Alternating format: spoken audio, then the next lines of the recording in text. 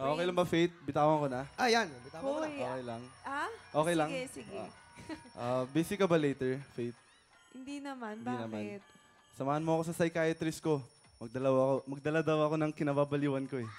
Hindi, actually, kailangan ko din ng psychiatrist ngayon. Nababaliw na din ako. Eh, timing ko, ang galing. Charot. Boys, paalala ko lang ha. Nandito rin ako ha. Hello, hello. Baka mamaya, puro Faith to. Diyos ko. Next naman si Sean. Sean. Meron din ako, Faith. Ako din. Ay, Oy. ay, si Chad, si Chad. Chad, ah.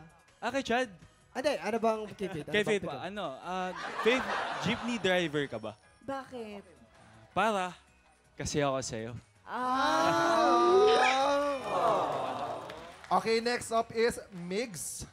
Okay, syempre, meron din ako at sa lahat natin mga tiktropa dito. Ay. Faith, sa totoo lang, inaamin ko, sana naging babuyog na lang ako ngayong araw na to. Bakit? Para pwede kitang tawaging honey. Alam, grabe. Andito na. Alam mo, dito na lang ako kinikilig. Sorry, dumaplis po ba? Sorry, dumaplis, sorry. Alam mo, Lumayo ka pa, ito na yung beehive. narinig mo, boy, yung pulot pukyutan, dinaanan mo na. Sana sa akin na tinuloy, di ba?